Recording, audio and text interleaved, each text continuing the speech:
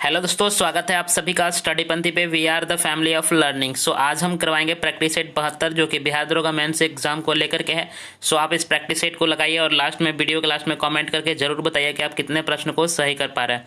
उससे पहले अगर आपने अब तक उन सभी प्रैक्टिस सेट को नहीं लगाया तो आप उनको जरूर लगा लीजिएगा, लिंक डिस्क्रिप्शन में दिया हुआ है और साथ ही साथ आई बटन में मैं लिंक देने की कोशिश करूँगा, ठीक है।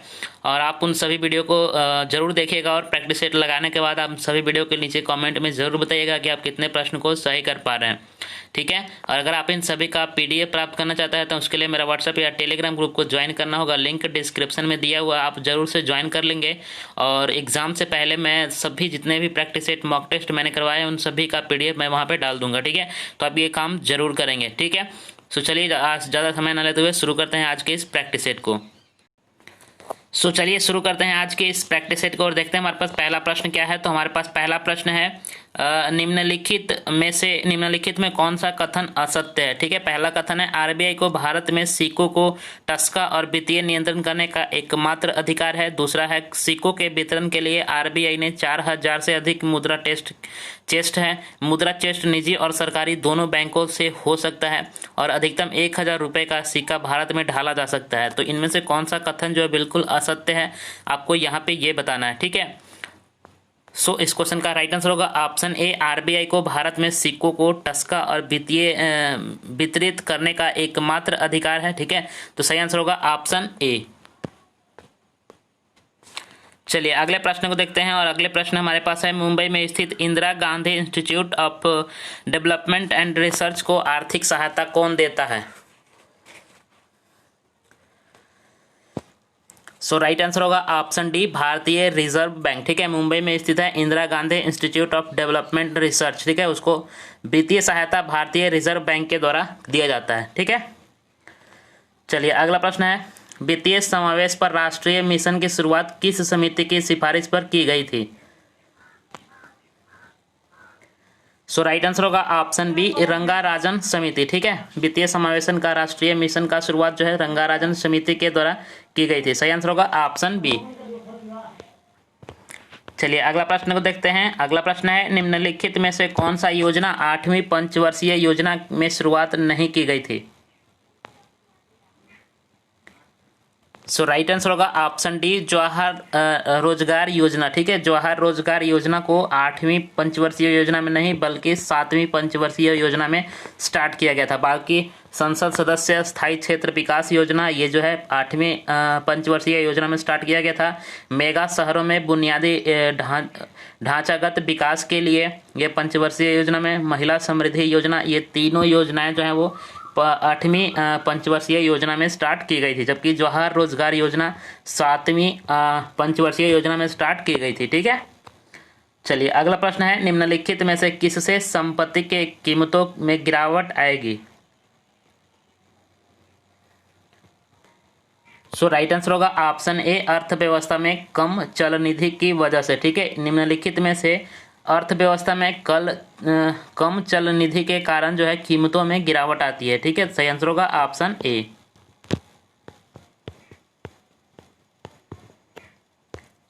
चलिए नेक्स्ट प्रश्न है अंग्रेजी संसद में भारत सरकार अधिनियम कब पारित हुआ था।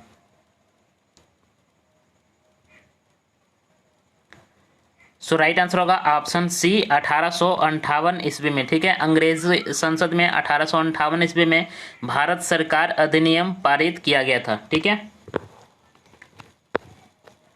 अगला प्रश्न है सुरेंद्र नाथ बनर्जी के बारे में निम्नलिखित में से कौन सा कथन सही नहीं है।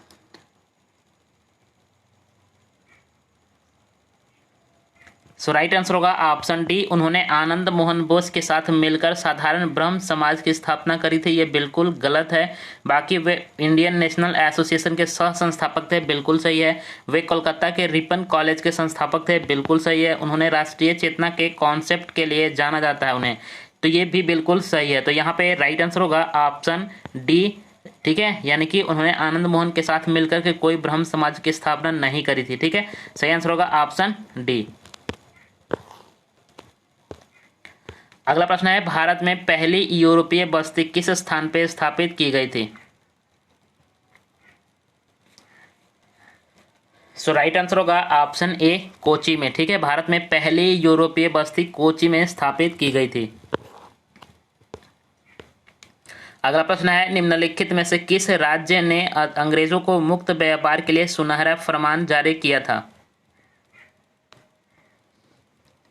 सो राइट आंसर होगा ऑप्शन डी गोलकुंडा। ठीक है, गोलकुंडा राज्य के द्वारा जो है अंग्रेजों को मुक्त व्यापार का सुनहरा फरमान जारी किया गया था। सही आंसर होगा ऑप्शन सी।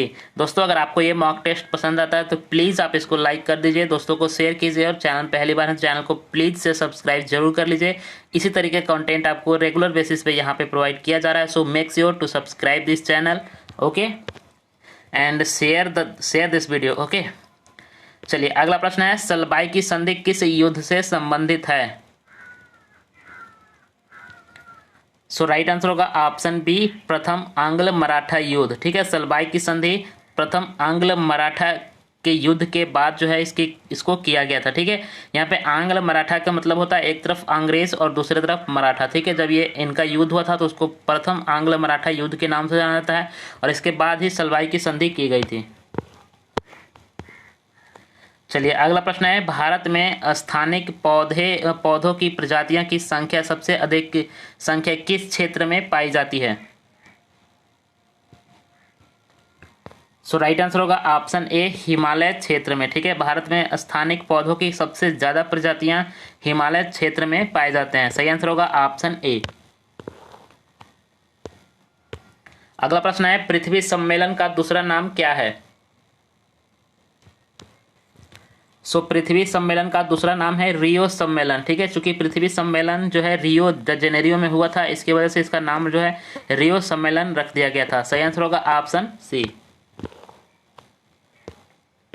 अगला प्रश्न है, निम्नलिखित में से विश्व का सर्वप्रथम ग्रीन हाउस गैस निरीक्षक उपग्रह कौन सा है? सो विश्व में सर्वप्रथम ग्रीन हाउस निरीक्षक उपग्रह, मतलब कि ग्रीन हाउस गैसों को उसका निरीक्षण करता है, तो इसका नाम है इबुकी।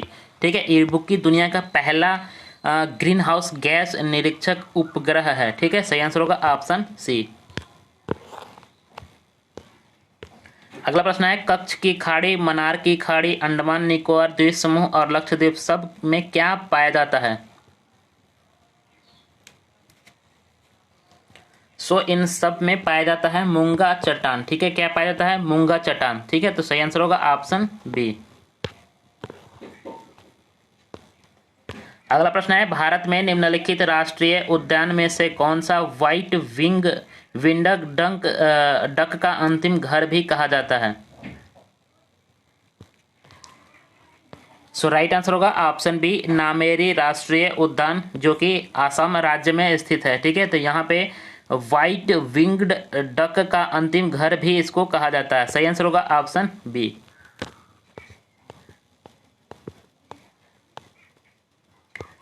चलिए नेक्स्ट प्रश्न है, मनुष्य के शरीर में दांतों का सर्वप्रथम अवशेष कहाँ से प्राप्त हुए हैं? ठीक है, सो मनुष्य के शरीर में दांतों का सर्वप्रथम अवशेष जो है वो मेहरगढ़ से प्राप्त हुआ है। ठीक है, और मेहरगढ़ जो है वर्तमान में राजस्थान राज्य में स्थित है। ठीक है, तो मेहरगढ़ से ही सर्वप्रथम दांतों का अवशेष प्राप्त हुआ है। सही आंसर होगा ऑप्शन ए। अगला प्रश्न है, अशोक के किस शिलालेख में शिलालेखों का उद्देश्य का वर्णन है? सो अशोक के 14वें शिलालेख में शिलालेखों के उद्देश्यों का वर्णन है कि आखिर ये शिलालेख क्यों बनाया जा रहा है और किस कारण से ये शिलालेख बनाए जाते थे। ठीक है, तो इसका उद्देश्य का कारण कहाँ पे लिखा हुआ है? 14वें शिलालेख में। सही आंसर होगा ऑप्शन डी। अगला प्रश्न है, श्रीलंका की पुस्तक महावंश के अनुसार किसने अशोक को बौद्ध धर्म अपनाने के लिए प्रेरित किया था? सो बहुत ही ज़्यादा इम्पॉर्टेंट ये प्रश्न है। ठीक है, इस प्रश्न का सही आंसर है ऑप्शन डी निग्रोध। ठीक है, निग्रोध ने अशोक को बहुत ही ज़्यादा मतलब कोशिश करवाया था अशोक को कि बौद्ध धर्म वो अपना ले। ठीक है, ये इसका वर्णन श्रीलंका का एक बहुत ही फेमस पुस्तक है महावंश, उसमें ये दिया गया है। ठीक है, सही आंसर होगा ऑप्शन डी। अगला प्रश्न है, किस ग्रीक राजा ने चंद्रगुप्त मौर्य के दरबार में मेगास्थनीज को राजदूत नियुक्त किया था? सो बहुत ही आसान और बहुत ही ज़्यादा इम्पॉर्टेंट ये प्रश्न है, ठीक है। सेलुकस निकेटर के द्वारा मेगास्थनीज को राजदूत के रूप में चंद्रगुप्त मौर्य के यहाँ भेजा गया था, जो कि बाद में इसने इंडिका नामक एक पुस्तक रचा है, ठीक है, यानी कि पुस्तक लिखा है मेगास्थनीज ने, जो कि बहुत ही ज़्यादा फेमस है। सही आंसर होगा ऑप्शन बी। अगला प्रश्न है, भारतीय प्राज्ञ ऐतिहासिक काल के इतिहास का पिता किसे कहा जाता है? सो बहुत ही ज़्यादा इम्पॉर्टेंट ये प्रश्न है, ठीक है। भारतीय प्राज्ञ ऐतिहासिक काल के इतिहास के पिता के रूप में रॉबर्ट ब्रूसफुट को जाना जाता है। सही आंसर होगा ऑप्शन सी। अगला प्रश्न है, डेम्पियर होजेस रेखा निम्नलिखित में से किससे संबंधित है? सो राइट आंसर है ऑप्शन डी, सुंदरवन, ठीक है। सुंदरवन का जो डेल्टा है वहाँ पे हेम्पियर होजेस रेखा जो है उसी क्षेत्र से संबंधित है। सही आंसर होगा ऑप्शन डी। अगला प्रश्न है, राष्ट्रीय राज्यमार्ग का पूर्व व पश्चिम गलियारा कॉरिडोर जिसको हम बोलते हैं किन स्थानों को जोड़ता है? सो राइट आंसर होगा ऑप्शन बी, सिलचर और पोरबंदर को, ठीक है। राष्ट्रीय राज्यमार्ग का पूर्व से लेकर के पश्चिम तक का जो गलियारा है जिसको कि हम कॉरिडोर कहते हैं, तो वो जो है सिलचर को पोरबंदर से जोड़ता है। सही आंसर होगा ऑप्शन बी। अगला प्रश्न है, अरुणाचल प्रदेश के नामचिक और नामफुक क्षेत्र किस लिए प्रसिद्ध है? सो राइट आंसर होगा ऑप्शन ए, कोयला के लिए, ठीक है। अरुणाचल प्रदेश का नामचिक और नामफुक जो क्षेत्र है वो कोयला के लिए प्रसिद्ध है। सही आंसर होगा ऑप्शन ए। अगला प्रश्न है, भारतीय वायुसेना की दक्षिणी कमांड किस स्थान पर स्थित है? सो केरल में केरल की राजधानी तिरुवनंतपुरम में भारतीय वायुसेना की दक्षिणी कमांड का जो स्थान है वो स्थित है। सही आंसर होगा ऑप्शन डी। चलिए अगला प्रश्न है, सरदार सरोवर परियोजना से कौन कौन से राज्य लाभान्वित हो रहे हैं? सो सरदार सरोवर परियोजना जो कि बहुत ही ज़्यादा महत्वपूर्ण है, इससे मध्य प्रदेश, महाराष्ट्र, गुजरात और राजस्थान, ये टोटल 4 राज्य जो है वो लाभान्वित हो रहे हैं। तो सही आंसर होगा ऑप्शन सी। बहुत ही ज़्यादा इम्पॉर्टेंट ये प्रश्न है। अगला प्रश्न है, मुगल काल में बंदरगाहों का सर्वोच्च अधिकारी कौन होता था? सो राइट आंसर होगा ऑप्शन बी, मीरे बहार, ठीक है। मुगल काल में बंदरगाहों का जो सर्वोच्च अधिकारी होता था उसको मीरे बहार के नाम से जानते थे। सही आंसर होगा ऑप्शन बी। अगला प्रश्न है, विजयनगर साम्राज्य की स्थापना के समय दिल्ली का राजा कौन था? तो बहुत ही ज़्यादा महत्वपूर्ण और इम्पॉर्टेंट प्रश्न। विजयनगर जब उसका स्थापना हो रहा था, विजयनगर साम्राज्य का, तो उस टाइम पे वहाँ के राजा था, दिल्ली का राजा था मोहम्मद बिन तुगलक, ठीक है। कौन था? मोहम्मद बिन तुगलक, जो कि बहुत ही ज़्यादा इम्पॉर्टेंट ये प्रश्न है, बहुत बार एग्जाम में पूछा गया है। अगला प्रश्न है, कौन सा राजपूत राजा मस्जिद के पुनर्निर्माण के लिए जाना जाता है? सो बहुत ही ज़्यादा इम्पॉर्टेंट है, क्योंकि ये अकेला और दुलरुआ राजा है, जो कि एक राजपूत राजा है, उसके बावजूद भी वो मस्जिद के पुनर्निर्माण के लिए बहुत ही ज़्यादा काम किया है, ठीक है। तो यह है जय सिंह सिंधराज, ठीक है। इसका पूरा नाम है जय सिंह सिंधराज, ठीक है। और इसने जो है मस्जिद के पुनर्निर्माण के लिए बहुत ही ज़्यादा और अच्छा कार्य किया है, ठीक है। इसलिए यह प्रश्न बहुत ही ज़्यादा इम्पॉर्टेंट बन जाता है। अगला प्रश्न है, दक्षिण भारत के पश्चिम घाट पर कौन सा भारतीय हिस्से थे?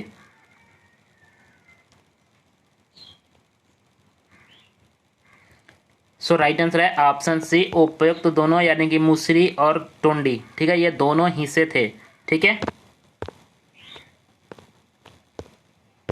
अगला प्रश्न है, मोहम्मद बिन तुगलक के समय विदेशी यात्री इब्न बतूता आया था, वो किस देश से संबंधित था? सो मोहम्मद बिन तुगलक के समय में एक विदेशी यात्री आया था जिसका नाम इब्न बतूता था, ठीक है। तो वो मोरक्को देश से संबंधित था। सो सही आंसर होगा ऑप्शन डी।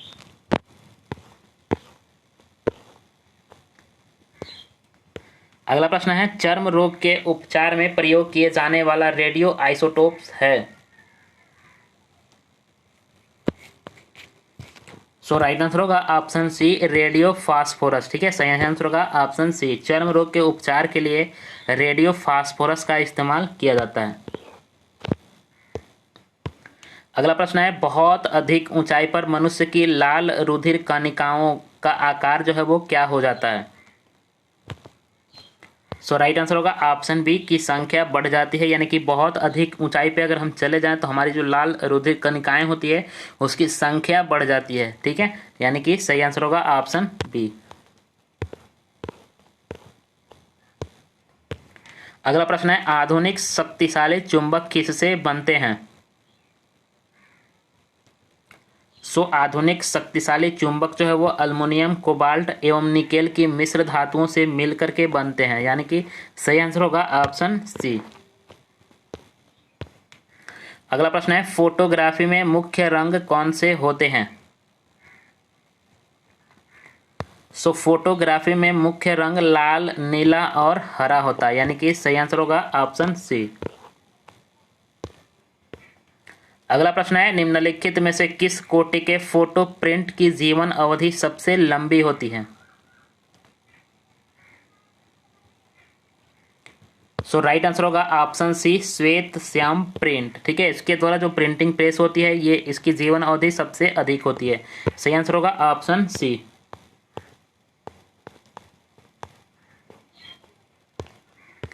अगला प्रश्न है बिहार में बढ़ती चरमपंथी गतिविधियों के पीछे मुख्य कारण क्या है।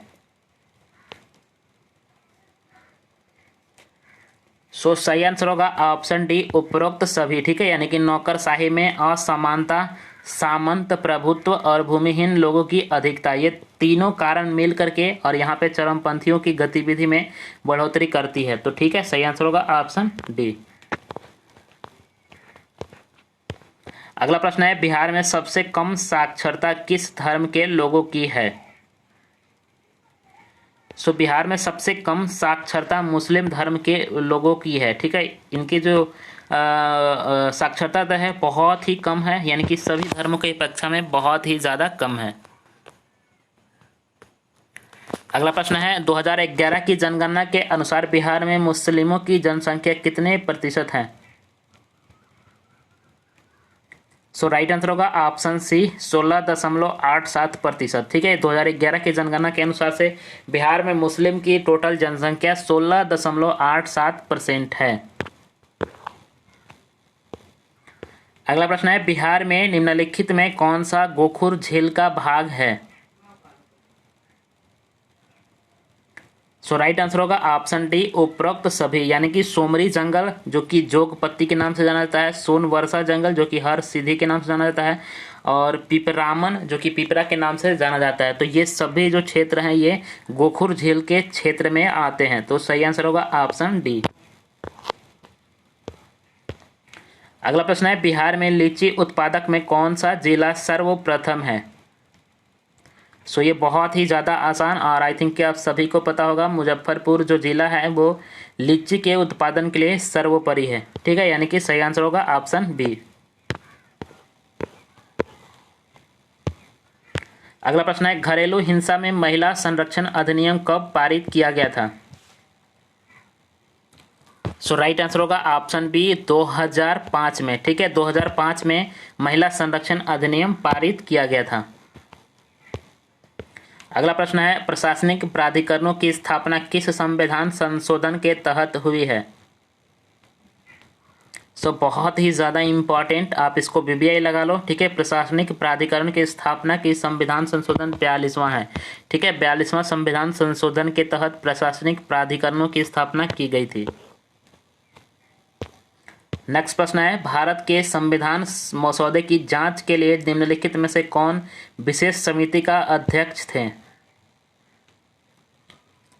सो बहुत ही ज़्यादा इम्पॉर्टेंट और इस क्वेश्चन का सही आंसर है option B sir अलादी Krishnaswamy Iyer. ठीक है, इनको हम शॉर्ट में सर कृष्णस्वामी अय्यर के नाम से जानते हैं। ठीक है, तो इनको ही अध्यक्ष बनाया गया था। सही आंसर होगा ऑप्शन बी। अगला प्रश्न है आर्थिक योजना किस सूची में आती है। सो बहुत ही ज़्यादा इंपॉर्टेंट, आर्थिक योजना जो है वो समवर्ती सूची में आती है। ठीक है, यानी कि समवर्ती सूची वैसी सूची होती है जिसपे राज्य सरकार और केंद्र सरकार दोनों मिलकर के कानून बनाती हैं। ठीक है, अगला प्रश्न है भारतीय राज्य के उच्च न्यायालय के मुख्य न्यायाधीश की नियुक्ति कौन करता है। सो राइट आंसर होगा ऑप्शन डी, न्यायाधीशों के कॉलेजियम की सलाह पर राष्ट्रपति, मतलब न्यायालयों की जो कॉलेजियम होती है उसके द्वारा सिफारिश की जाती है राष्ट्रपति को, और राष्ट्रपति फाइनल उस पर मोहर साइन करते हैं, उसके बाद उसकी नियुक्ति कर दी जाती है। सही आंसर होगा ऑप्शन डी।